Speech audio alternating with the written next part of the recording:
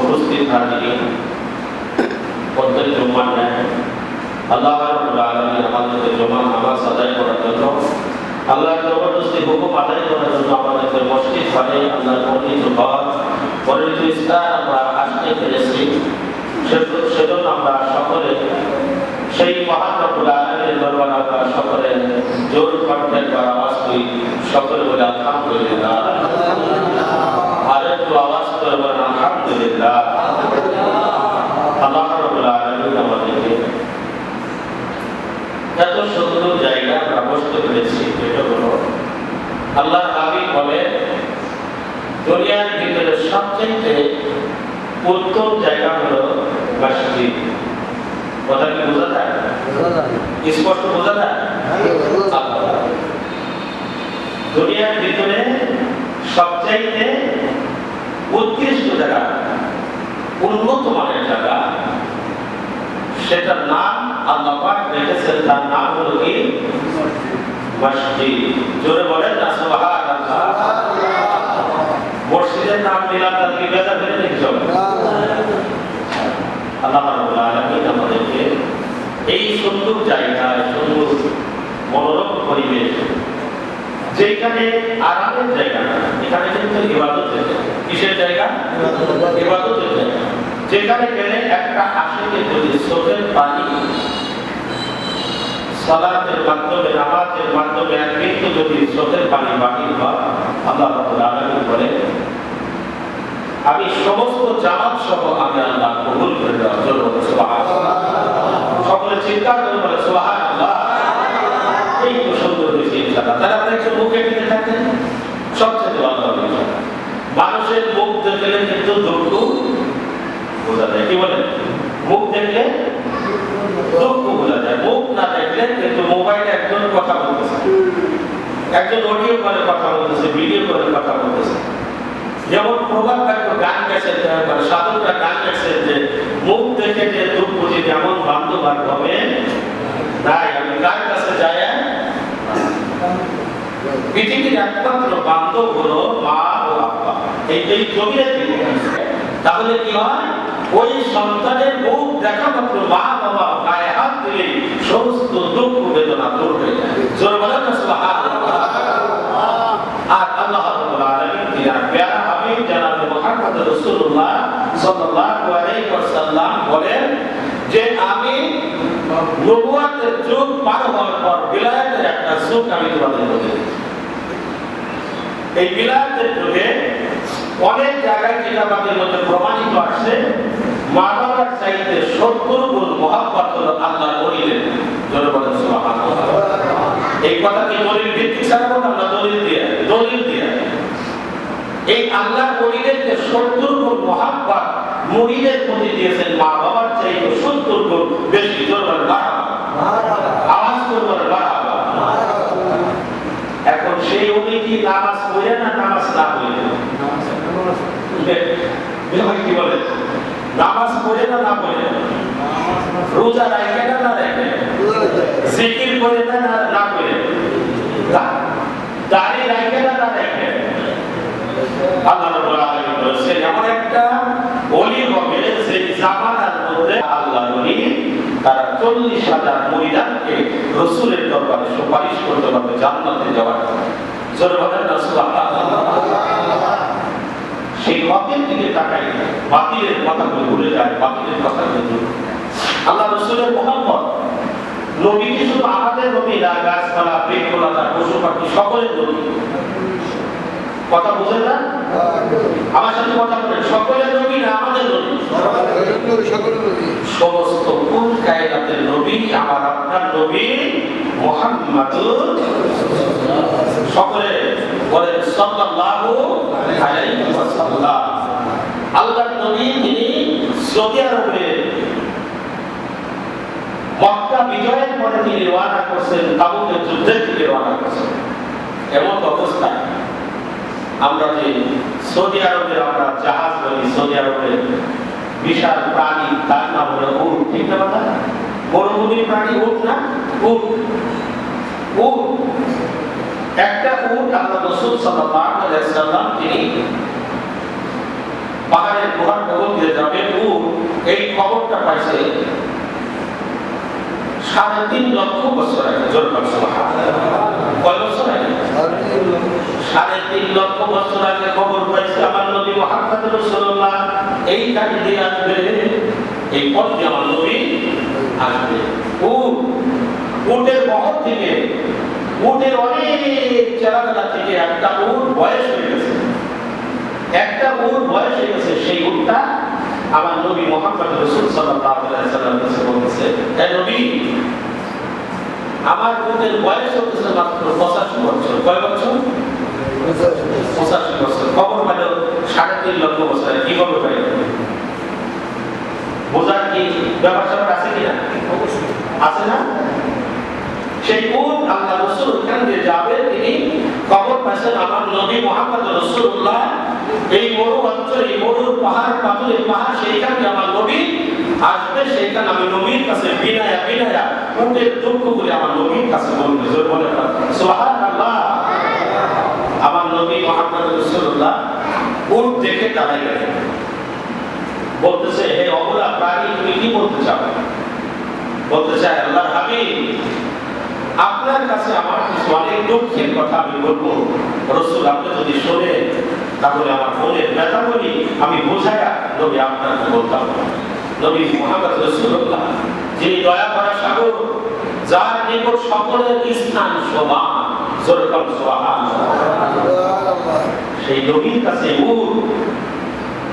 বলতেছে, হে নবী, আমার বয়স হয়ে গেছে, আমাকে যে লালন পালন করে তিনি সৌদি আরবের মধ্যে অনেক উটের মালিক। কথা কি বোঝা যায়? না বুঝতে বলে বোঝা যায়? অনেক উটের মালিক। আমাকে যখন ব্যবহার করতেন তখন আমি অনেক মাল আমি বহন করতে পারতাম, অনেক কিছু আমি এই পৃষ্ঠে করে বিভিন্ন জায়গায় আমি নিতে পারতাম। অনেক দিন হয়ে যায় রাসূল, আমি মালিকের কোনো বড় বড় কাজ আমি করতে পারি না, এই জন্য আমাকে আমার মালিক আমাকে সময় মতো আমাকে খাবার দেয় না। উট কান্না করতেছে।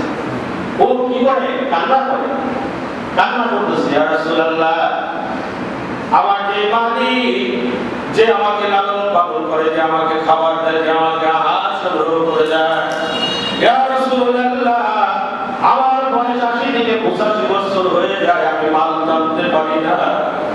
ইয়া রাসূলুল্লাহ, আপনি স্যার আমার মনের ব্যথা কেউ বুঝবে না। ইয়া রাসূলুল্লাহ, আল্লাহ রাসূল বলে, ও তোমার মনের ব্যথা গুলো আমাকে বোঝায়, বলো তোমার কি হয়েছে?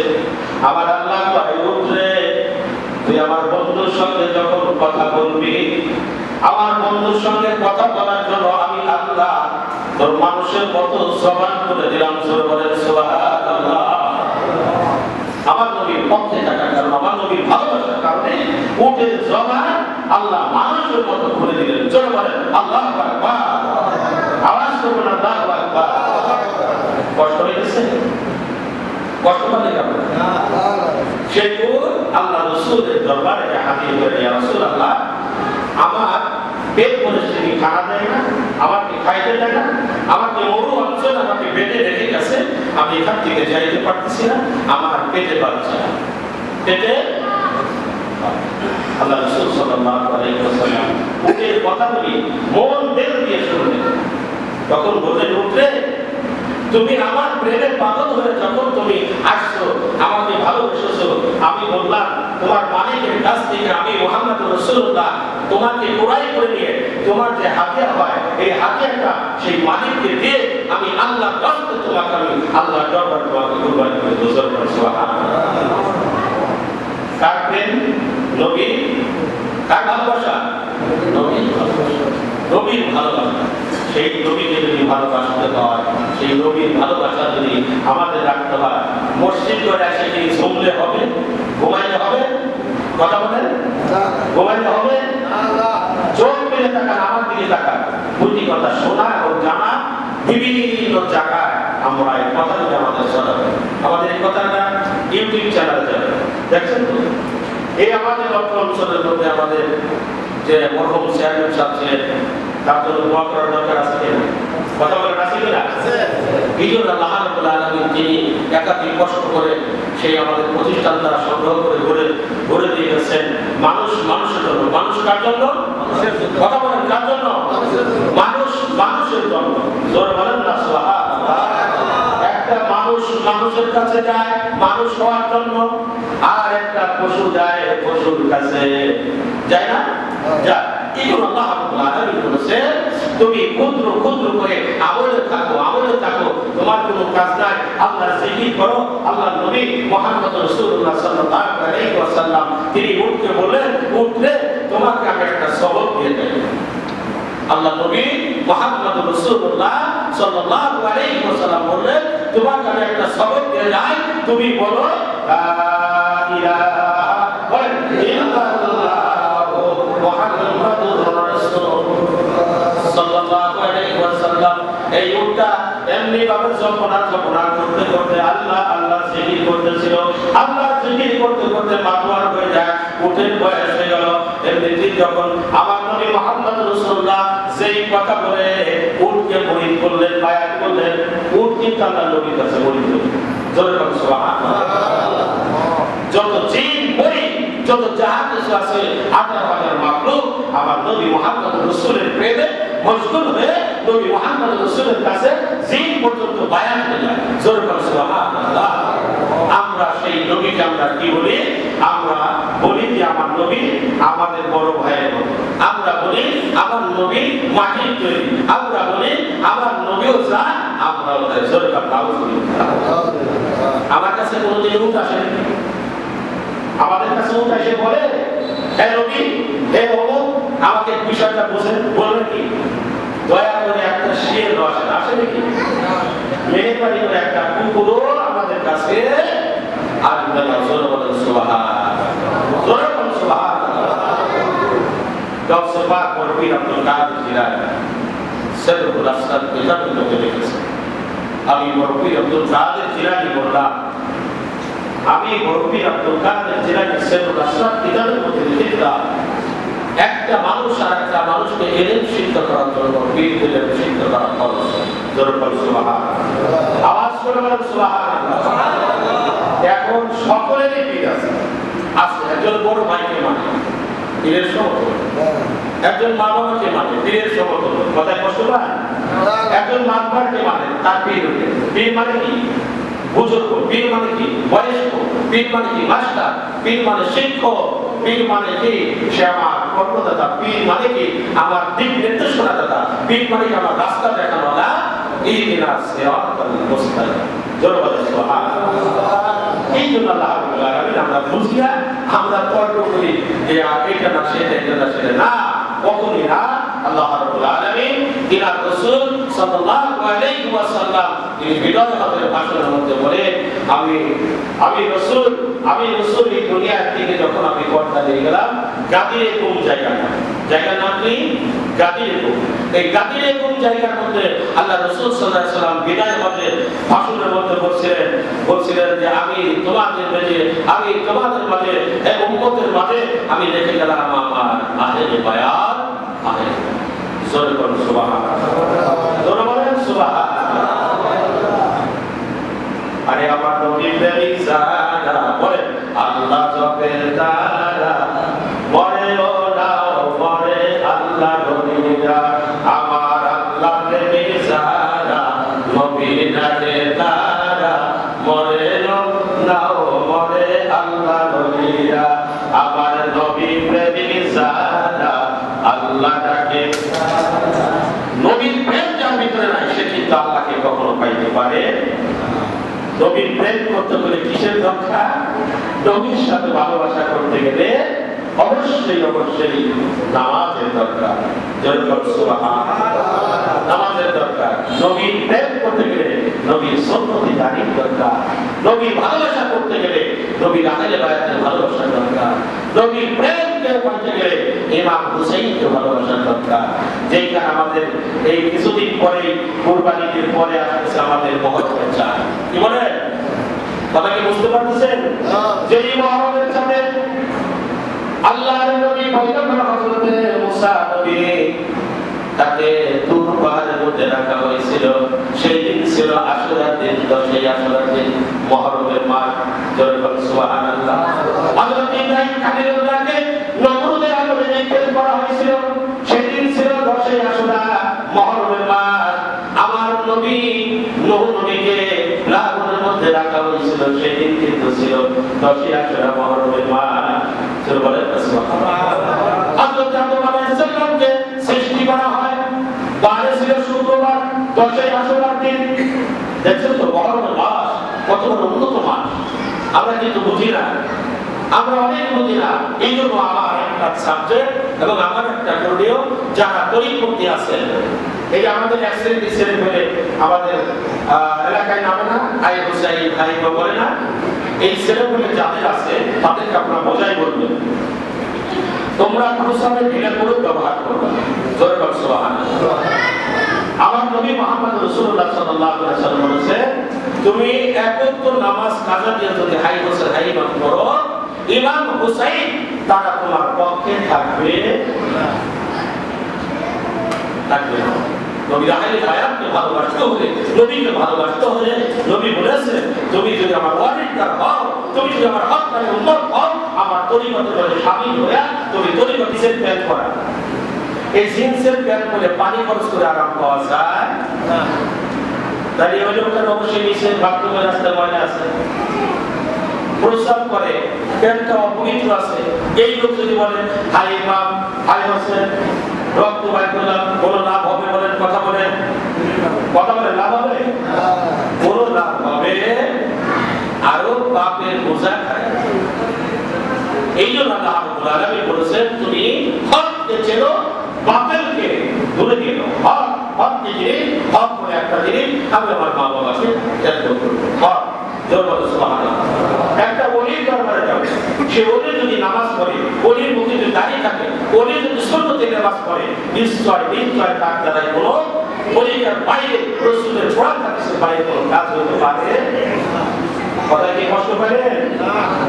এখন মুরিদ নামের ব্যবসা চলছে, মুরিদ নামের ব্যবসা। সরকার নাউজুবিল্লাহ, কথায় কষ্ট পেলেন? দয়া করে যদি 1000 মুরিদ বানান যায়, ভাই 1000 মুরিদ বানালে 1000 কোটি টাকা দিলে কত লাখ টাকা? কথা বলেন, হিসাব বোঝেন না? কত লাখ টাকা আসে? 1000 মুরিদ 1 কোটি টাকা আসে। 1000 মুরিদ 1000 কোটি টাকা, কত টাকা আসে? 1 কোটি টাকা। কি বেশি লাগে? বেশি লাগে নাকি? এই মুরিদ হাসরের ময়দানে দাঁড়াবে, আল্লাহ আমি নাদান, আমি মূর্খ, আমি কিছুই বুঝি না। ওই জগতিয়া সরের ভিতরে আবু বিশাবের ছেলে নাম ছিল, তিনার আব্বা দুধের ব্যবসা করতেন, বলছেন বিশাবের কাছে খেলাফতি দিয়েছেন। আর নতুন এক ভণ্ড সাদা পোশাক পরে দাঁড়িয়ে রেখে এত সুন্দর সুন্দর কথা বলে মুরিদ করে, নিজের আমল করে না। আর ওই মন কাটা আমাকে আমল করেছে, এমন মিথ্যা কথা বলছে, আমি জাহান্নামে যাইতেছি, আমি বীর হয়ে জাহান্নামে যাব, মুরিদ কিন্তু জান্নাতে যাবে। জোরে বলেন সুবহানাল্লাহ। আমি কিন্তু যে লজ্জা পাবো মানুষের ভিতরে, তাদের ভিতরে মানুষের ভিতরে লজ্জা পাবো। আল্লাহ রাব্বুল আলামিন বলেছেন, তুমি যদি চাও যদি মানুষের ভক্তি রসের বাধা দিয়ে তুমি কাউকে আসলে সেই দেশের মানুষের ভাই মরা ভালোবাসে, জিন্দা মরা বাইরে ঘরে খাই মরা মানুষের তুমি চাও যদি মানুষের, তুমি ভক্তি রসের বাধা দিয়ে তুমি কাউকে আসলে। যারা বলেন না সুবহানাল্লাহ। এই জন্য আল্লাহ রাব্বুল আলামিন আমাদেরকে কাজগুলো করার কথা বলেছেন, যে দিক নির্দেশনা করে দিয়েছেন। আল্লাহ রাব্বুল আলামিন আমাদের কি করার দরকার? আল্লাহর হুকুম হলো আলা বিযিকরিল্লাহ তাতমাইন্নুল কুলুব, বেশি বেশি জিকির করা। আমার দিকে তাকান, পিছনে দিকে তাকান, জোরে বলেন সুবহানাল্লাহ, জোরে বলেন আল্লাহু আকবার। তাহলে কি হয়েছে?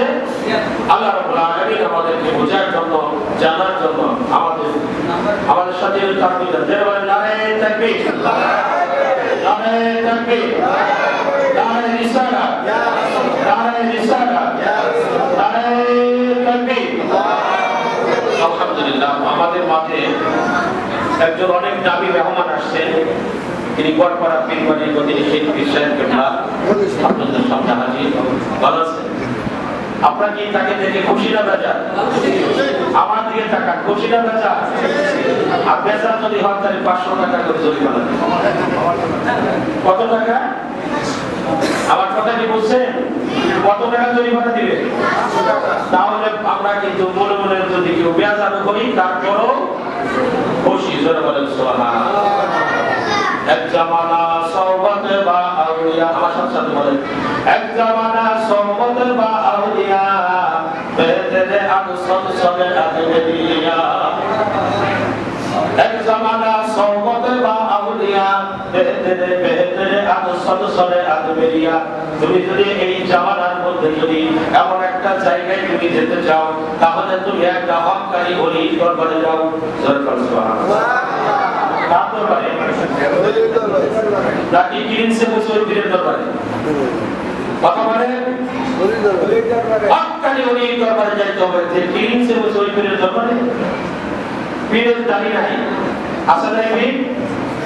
পীরের ছেলের দাড়ি না, আছে এরকম? এই জন্য এই দেশটা বর্তমান দেখা যায় যে কয়েকদিন আগে ইউটিউব ফেসবুক কিন্তু একবারে পুরোটা চলে গেছে একেবারে। কয়েকদিন আগে একটা নোংরা একটা মহিলা যে আপনার যে কি সরকার যেন তার মেয়ের হ্যাপি বার্থডে করছে না? নাউজুবিল্লাহ। মানুষের জন্ম হলো একদিন। জোরে বলেন সুবহানাল্লাহ। যেদিন আল্লাহ আপনার রূহ তৈরি করেছেন, আল্লাহ তাআলা রূহ সৃষ্টি করেছে, ওই দিন হলো আমাদের জন্মদিন। আর এটা পশু নরকিসা জানোয়ারের চাইতে খারাপ। এগুলোর জন্মদিন নতুন করে বানাইছে। বন কাটার, কি কাটার? বন কাটার। জোরে বলেন নাউজুবিল্লাহ। এই জন্য আল্লাহ রাব্বুল আলামিন আমাদেরকে বোঝার জন্য, হক এবং বাতিল বোঝার জন্য আমাদেরকে তাওফীক দান করেন।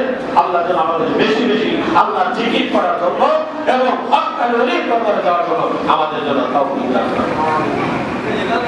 এই জন্য আমরা বিভিন্ন জায়গায় অঞ্চলে যে সমস্ত ইয়াং জেনারেশন আছে, ইয়াং পোলাপান, যে যেখানে হাত দিচ্ছেন, যে যে পীরের বাড়ি গেছে তাকে 3 বার ট্রাই করেন। কয়বার? আপনার পীর কামেল কিনা তাকে 3 বার ট্রাই করেন। কয়বার? 3 বার ট্রাই করার আপনার সুযোগ আছে। আপনি মনে মনে একটা মোরাকাবা করলেন, দেখি আমার পীর কামেল কিনা। যদি আপনি ভক্তর মতো ভক্ত হইতে পারেন, নবীর ভক্ত ছিলেন, ওয়াইস করুন। ওয়াইস করের সাথে নবীর সাথে কি সাক্ষাৎ হয়েছে কোনদিন শরীয়তে? হয়েছে? হয় নাই। নবীর গায়ের জুব্বা, আমার নবী বললেন আমার গায়ের জুব্বা মোবারক আমার পাগলা ওয়াইস করুনিকে দান করে। জোরে বলেন না সুবহানাল্লাহ। এই জন্য আল্লাহ রাব্বুল আলামিন আমরা যেখানে বসতে পেরেছি, আমরা আসতে পেরেছি, আমরা আল্লাহর ইবাদত করার রাস্তা হলো চোখের পানি দ্বারা। আমার কথা কি বুঝতে কষ্ট হয়? মুখের দিকে তাকান, চোখের পানি দ্বারা। লা সালাতা ইল্লা বিহুজুরি কলব, কখনো হইবে না নামাজ হুজুরি কলবে। এক বিন্দু যদি চোখের পানি নামাজের মধ্যে বাকি না হয়, আমি আল্লাহ ওই নামাজ কবুল করলাম না। ওয়াইলুল লিল মুসাল্লিন আল্লাযীনা হুম আন সালাতিহিম সাহুন আল্লাযীনা হুম ইউরাউনা ওয়া ইয়ামনাউনাল মাউত। যেই ইমাম, যদি ওই ইমাম সাহেব নামাজের ইমামতি করতেছেন, মন হাটে বাজারে এদিক সেদিক বেড়াইতে গেলেন, মন এদিক সেদিক আপ ডাউন করতেছে, মন বিভিন্ন দিকে গেছে, ব্যবসার দিকে গেছে, ওই নামাজি যদি ইমামতি করে তাহলে জামাত সহ জাহান্নামে যাবে। প্রমাণ হলো সূরা মাউদ। সূরা মাউদ, কোন সূরা? সূরা মাউদ। তুমি নামাজ পড়ো, মন হাতে বাজাবে, শরীর চুলকায়, দাড়ি হাতাও, জামার বোতাম লাগাও, পিছনে আবার বাবুরা আসছে, বলতেছে আব্বু নামাজ শেষ হয়েছে, বাবা দাঁড়াও, কিন্তু হয়ে গেছে। সে কিন্তু নামাজ কি? নামাজ নামাজ বড় শক্ত জিনিস। যার ছিল না জোয়াশরী 20 ফলাফল 3 মানিল, তবু বলে নাই নামাজ। যিনি আমার মওলা আলীকে 20-এর তীর মারছিলেন, আমার রাসূলের কাছে নিয়ে গেলেন যে ইয়া রাসূলুল্লাহ, আলীর এই অবস্থা, আল্লাহ রাসূল বললেন আমার আলীকে নামাজে যাইতে দাও। জোরে বলো সুবহানাল্লাহ। আলী নামাজে সেজদায় যাওয়ার সঙ্গে সঙ্গে 20-এর ফলাফল তীর করে টেনে টেনে করছিলেন, আমার মওলা আলী টের পাইছিলেন। ওরে নামাজ, ছোটের নামাজ, পাশে একজন দাঁড়ায় আবার টের পায়, কয় রাকাত পড়লেন? ওই ব্যাপার বললেন। আমি আবার নিজেরই আমি কেষ্টপুর মাহফিলে গেছিলাম কয়েকদিন আগে, বিগত 1 মাস হয়েছে। আমি নামাজের জন্য পাশে দাঁড়াইছি, এক মসজিদের সভাপতি বলতেছে, হুজুর রুকু সেজদা পারেন না, আপনি আবার আরেক রাকাত আদায় করেন না। তা বললাম যে নামাজ কি আমারটা তুমি করছো না তোমারটা আমি করছি? বলেন আপনি তাই করছেন। আপনারা খবরদার বারদার ব্যক্তির বোঝাই করতো নামাজ হয় এটা আবার কি বল? একজনের নামাজ আরেকজন দেখে কি বলে? নামাজের দ্বারা কি একজন আরেকজন দেখা যায়? যায় না। আল্লাহ রাব্বুল আলামিন আমাদের সকলকে ঈমানি শক্তি, নবীর আখিরে বায়াতের মুহাব্বত জোরদার করে এই প্রত্যেক এলাকায়, মহল্লায়, গ্রাম গঞ্জে, শহর বন্দরে যে যেখানে আছে প্রত্যেক দরবারের মহিলা এদেরকে আমি একটা জায়গায় আমি অ্যালার্ম দিই, মনে কষ্ট নিয়ে না, এখানে সম্মানের একজন ব্যক্তি, প্রত্যেক দরবারের মহিলা এক হইতে হবে। যেরকম সুবহানাল্লাহ। তরিকার মহিলা এক না, এদের মনের মধ্যে হিংসা। এরা বলে আমার পীরের দরবার হল, আমার পীর হল, আমার পীর বড়, কিন্তু আর একজন কিছুই জানে না। তরিকার লোকের মধ্যে এমন ভেজাল, আর একটা উহাব নাস্তারি লোক, একটা লোক আর তরিকার 10,000 লোক সমান না। দেখছেন তো কারবারটা? একটা ঘুষাই নিয়ে যাবে ডাইরেক্ট। তরিকার লোকের মহব্বত নাই, ও আর একটা কথা বলে, ওকে যাবো না, এটা ওর খবরটা বুঝ ভালো না। হুঁশিয়ার সাবধান, হুঁশিয়ার সাবধান, হুঁশিয়ার সাবধান। আমার রাসূল যেহেতু বলে গেছেন, আমি আহলে বায়াত তোমাদের বলে ইনশাআল্লাহ আমার কথার দ্বারা, ভাষার দ্বারা যদি মনে কষ্ট পেয়ে থাকে, ইনশাআল্লাহ ক্ষমার দৃষ্টিতে দেখবেন। আল্লাহ তাআলা আমাদের সকলকে বোঝার জন্য তাওফিক দান করেন, যারা সুন্নাত পড়ি ইনশাআল্লাহ সালাত সুন্নাত